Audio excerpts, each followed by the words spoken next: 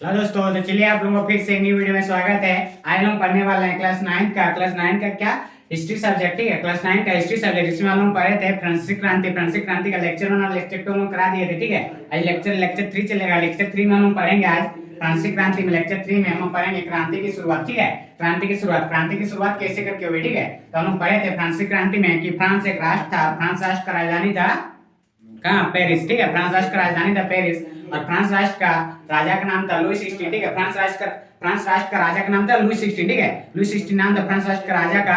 और फ्रांस राष्ट्र का राजा सन 1774 मतलब 1774 में वो राजा बना था फ्रांस का। और उस टाइम उसकी उम्र थी 20 साल। ठीक है, और फ्रांस राष्ट्र में जो समाज था, लोगों का समाज 3 वर्गों में बंटा हुआ था। प्रथम स्टेट, द्वितीय स्टेट और तृतीय स्टेट। प्रथम स्टेट में पादरी वर्ग आते थे। ठीक है, प्रथम स्टेट में पादरी वर्ग आते थे। उसमें जो जज लोग आते थे। ठीक है, जिसमें जज लोग आते थे बड़े अमीर लोग। ठीक है, जो प्रथम स्टेट था, प्रथम स्टेट में पादरी वर्ग लोग आते थे, और द्वितीय स्टेट में कुलीन वर्ग लोग आते थे, और तृतीय स्टेट में जो बड़े वकील, व्यवसाय, भूमिहीन, मजदूर, नौकर, ठीक है, वो लोग आते थे। तो आज हम लोग पढ़ेंगे वहां पर जो फ्रांस राष्ट्र था, वो जो उनका राजा था सम्राट लुई 16 कैसे करके फ्रांस राष्ट्र में क्या किया। वो जो तीसरे वर्ग के जो लोग थे, उन लोगों पर इतना अत्याचार करते जा रहा था, उन पर टैक्स मतलब कर का वृद्धि करते जा रहा था, बढ़ोतरी करते जा रहा था।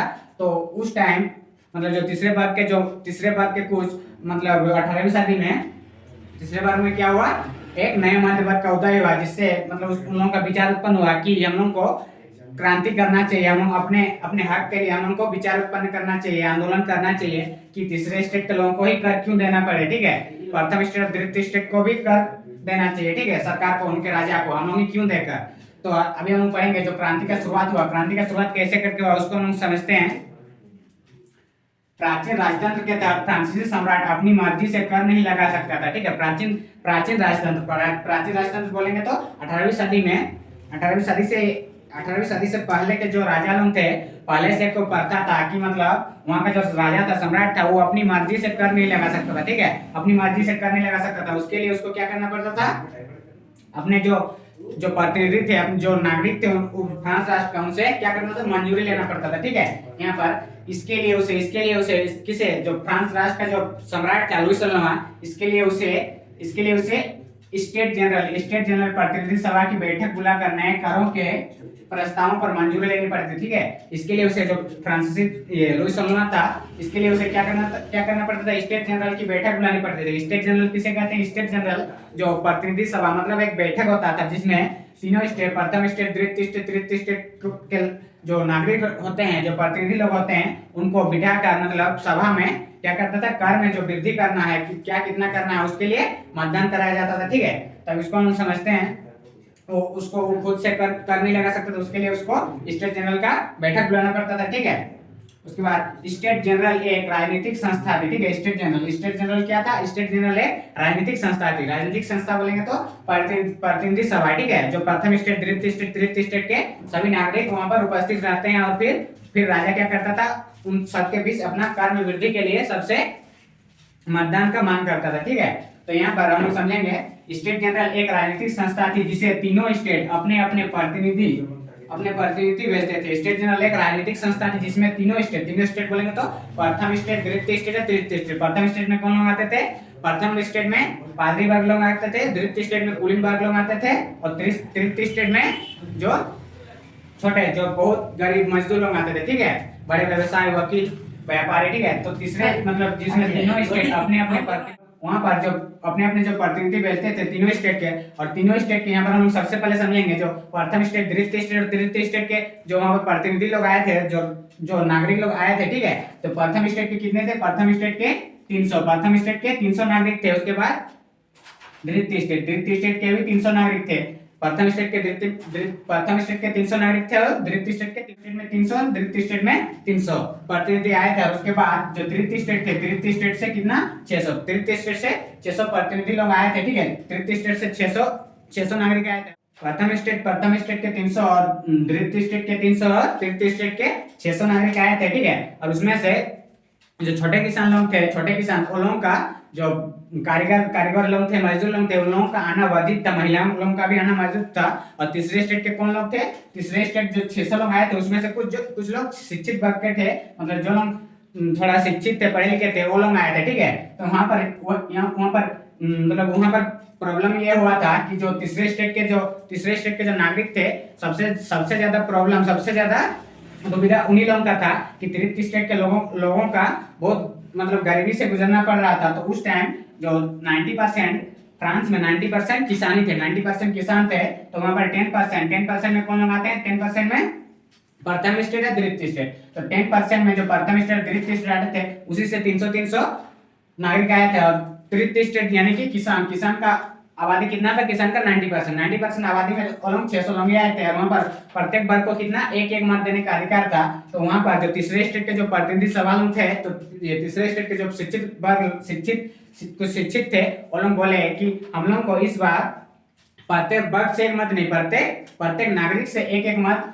हम लोग का लेने का अधिकार का मांग किया गया, ठीक है। प्रत्येक नागरिक से, तो प्रत्येक नागरिक से एक मत का अधिकार करेंगे प्रत्येक नागरिक से। तो 300 नागरिक 300 मत करेंगे, फिर द्वितीय स्टेट के 300 नागरिक 300 मत करेंगे, फिर तृतीय स्टेट के 600 नागरिक 600 मत करेंगे। लेकिन उनका जो राजा था, सम्राट, वो इस बात से दृढ़ प्रतिज्ञ था। दृढ़ प्रतिज्ञ मतलब वो इस बात से सहमत नहीं था कि वो बोला कि नहीं, प्रत्येक वर्ग से एक ही मत होना चाहिए, ठीक है। और द्वितीय स्टेट प्रथम स्टेट द्वितीय स्टेट अगर एक वर्ग से अगर एक मत लेंगे, एक वर्ग से, यानी इन दोनों को मिलाकर अगर दो मत से अगर सहमति किया गया, तो फिर क्या करता था? फिर राजा कर में वृद्धि कर दिया जाता था, ठीक है। तो राजा का वही था कि प्रथम स्टेट द्वितीय स्टेट लोग सहमत थे, लेकिन तृतीय स्टेट लोग सहमत नहीं थे कि सबको प्रत्येक नागरिक को एक मत देने का अधिकार होना चाहिए। तो वहां पर यह हुआ था कि जो तीसरे बार के जो 600 लोग आए थे, तो उसमें से जो 90% किसान थे, किसानों में से बहुत सारे किसानों को, महिलाओं को, कारीगरों को वहां पर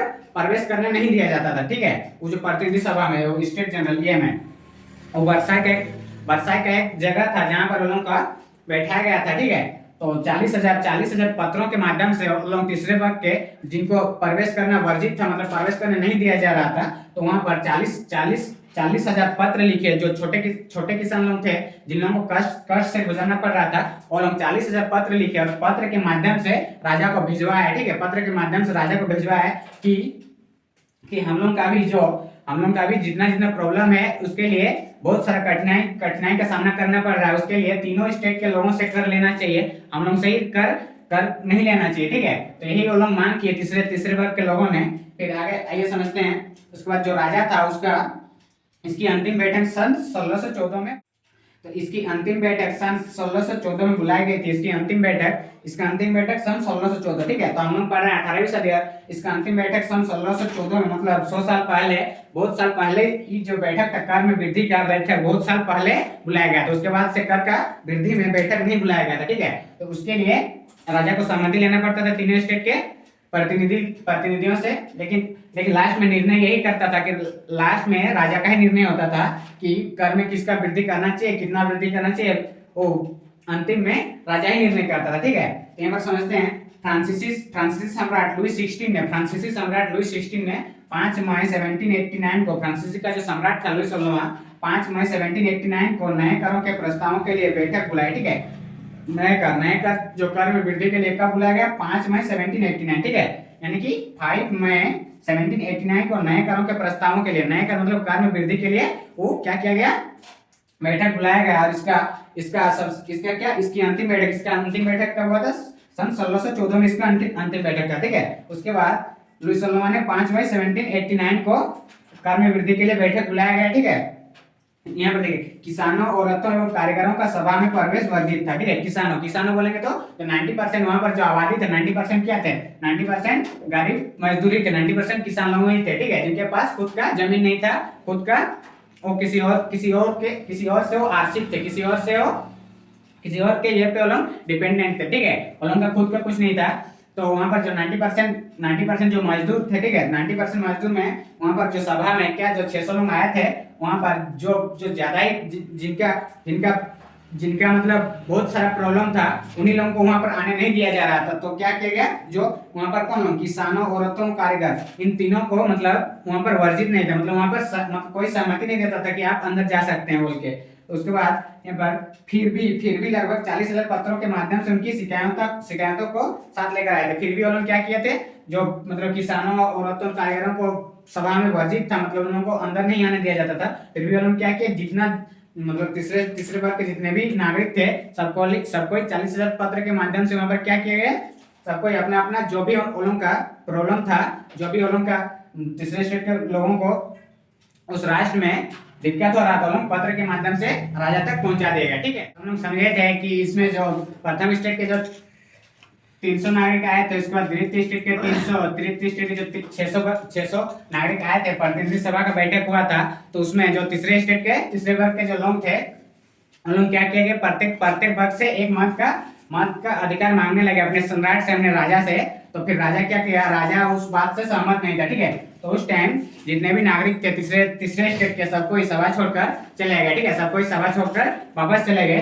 तो उसके बाद 20 जून को नेशनल असेंबली घोषित कर दिया गया। उसके बाद वहां पर इकट्ठा किया गया। उसके बाद 20 जून को यहाँ पर 20 जून को नेशनल असेंबली मतलब वहां पर बहुत सारे जो तीसरे वर्ग के जो किसान लोग थे, जो मजदूर लोग थे, जो छोटे कास्ट के थे, वो लोग क्या किया गया, मतलब नेशनल असेंबली का घोषित किया गया और शपथ ली कि जब तक सम्राट की शक्तियों को मतलब जब तक सम्राट की शक्तियों को कम करने वाला संविधान तैयार नहीं किया जाएगा, तब तक असेंबली भंग नहीं होगी। ठीक है, और लोग एक टाउन हॉल में क्या किया, इकट्ठा होकर सबको ही मतलब एक असेंबली घोषित किया गया कि जब तक हम राजा का जितना भी शक्ति है, जो निरंकुश राजा है, उसको तोड़ नहीं देते हैं, हम लोग संविधान तैयार नहीं किया जाता जिससे कि सरकार चले, मतलब सबको समान हक से कर देने का अधिकार हो, हम लोग अपना क्रांति निकालेंगे और तब तक भंग नहीं करेंगे कि जब तक राजा का जो शक्ति है उसको हम तोड़ना दे, हम खत्म ना कर दें। ठीक है, तो उसके बाद उनका नेतृत्व जो वहाँ पर नेशनल असेंबली जो घोषित किया गया था, उन लोगों का नेतृत्व कौन कर रहा था, मिराबियो और आवेसिये। ठीक है, मिराबियो और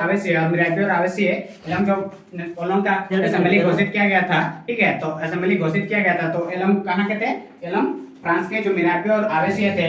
मिराबियो कहाँ का था, मिराबियो का जन्म कुलीन परिवार में हुआ था। कुलीन परिवार मतलब द्वितीय स्टेट। ठीक है, मिराबियो द्वितीय स्टेट का था, वो अमीर घराने का ही था, लेकिन वो लोगों का बात से सहमत था, तीसरे स्टेट के नागरिकों से सहमत था और सहमत होके वो वहां पर नेशनल असेंबली के घोषित में वो अपना सहयोग दिया। ठीक है, उसके बाद आवेसिये जो है पादरी वर्ग का था, मतलब प्रथम स्टेट के जो जिसमें 4 लोग आते थे, वो भी सहमत था उन लोगों से कि तीसरे स्टेट के लोगों को जो भी समस्या है उसमें हम लोग सहमत देंगे और क्या करेंगे, जो राजा का शक्ति, जो निरंकुश शक्ति है, उसको हम तोड़ के रहेंगे और नया संविधान का तैयार करेंगे। ठीक है, तो आज के लिए इतना ही, मतलब इससे नेक्स्ट वाला वीडियो में हम लोग इससे नेक्स्ट क्लास करेंगे। ठीक है, थैंक यू।